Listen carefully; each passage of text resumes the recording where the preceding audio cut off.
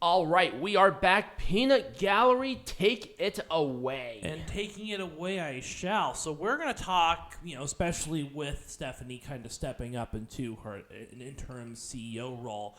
Part of me thinks that this is going to be part of an overall trend where she becomes a little more involved in the creative process. Now, this would not be the first time that she was involved in the creative process. A couple years after she got her start in the WWE, she did actually she actually did take over a lot of those creative functions at first. This is like 98, 99. So, oh, really? At the time, people were, I guess, unhappy with it because she was so inexperienced, relatively speaking. But there are a lot of things that I think we can learn about Stephanie McMahon's booking style just from her experiences as a person, the kind of work that she's involved in, and a little bit of Vince McMahon in there, which I think is very attractive to someone like Vince if he wanted to keep his legacy alive. Now, the reason why that, I guess, Stephanie kind of took over as kind of this lead role in this whole dynamic. Like she's kind of the one who is like the heiress to the McMahon throne, and not Shane McMahon, is because Shane McMahon's ideas were contradictory in many ways to Stephanie and Vince's ideas. Stephanie was more of the yes woman, where Shane was you're right, very much out there as it relates to that. I mean, Shane wanted to buy ECW and UFC back in the late 90s. And that's just one example of what Shane wanted to do that really kind of went against a lot of what Vince McMahon's vision was for the company. Whereas Stephanie kind of took more of that role of learning from the father and learning about the business from the father. But she brings in a couple of very unique twists into this, and I want to kind of go over some of these examples. I think the first example that we should talk about is her relationship, obviously, with a current wrestler, or at the time was a current wrestler in Triple H. Now, many people cite the rise of Triple H and the I guess marriage, the relationship and marriage to the McMahon family as a sort of convenience. It was a very convenient thing to happen, right? Right. Where we weren't sure whether Triple H got the push he got because he was actually a competent wrestler or because of his relationship with the McMahons. Now, we can kind of go both ways. Obviously, he became a very liked competitor at the same time that he happened to be in a relationship with the McMahon. But I think it kind of gave Stephanie the very unique perspective that maybe Vince did not have. Right. In terms of actually coexisting with this industry. Also, Stephanie McMahon trained as a competitor. Yes, she did. And also, she's been in this industry since she was 10. Yeah. She modeled for WWE merchandise when she was 10 years old. So she's been in this all of her life. Yep. This is almost the only thing that she knew. But Steph is also very philanthropic. Yes, which we're going to talk about asset. that as well because I think it plays in very well to her creative direction as well. So the first one, obviously, being she likes those the I guess kind of the power dynamic sort of stuff, not in a Vince Russo way. We'll actually talk about Vince Russo a little bit later on, but let's talk about her very unique branding of power, not just physical power, but maybe perhaps empowerment, as we see with the women's revolution, which she credits herself or inserts herself as being a very influential part of that women's revolution. I don't know all the details to that, but when Stephanie McMahon has a chance to put herself into the spotlight and say, hey, this was my baby, she is going to do it. Very much like her father. I will say one thing. Here's the thing. Stephanie McMahon, she does this, and I think it's wrong. Not because she doesn't deserve it, but she's done other things. Yeah. Like I said, she's very active with the philanthropy and the work with those. It's like, dude, you already have an enormous legacy on making this company look so much better in the eyes of mainstream media just based on the philanthropy. Why are you bothering with this stuff, you know? And, you know, the other thing I want to talk about, too, and we'll kind of get into a little more later, is just with the McMahon children in general, how they love to kind of place themselves into the spotlight in different ways. So Shane McMahon likes to take a very active role in his involvement in storylines. Right. Whereas Stephanie kind of takes more of a backseat. Now, she'll do a match every now and again, but Stephanie McMahon's focus is on the investment of the superstars that she is going up against. Right. And she utilizes the power that she has to make sure that her investments into certain superstars go the way that she plans. So a great example of this is Ronda Rousey back in the original run, when Ronda Rousey obviously had a lot of power. Not her having a lot of power, but she obviously had a lot of chances to make a great first impression. Well, Ronda Rousey had to. Here's the thing. Ronda Rousey came into the company with more eyeballs on it than any other woman in history at that time. And I think that with Stephanie being the person to face off against Ronda was a great way for Ronda to get started as a babyface, because people are going to look at that. Right. And then you have Triple H and Stephanie McMahon, who are Attitude Era stars. Right. Whether you like it or not, they are.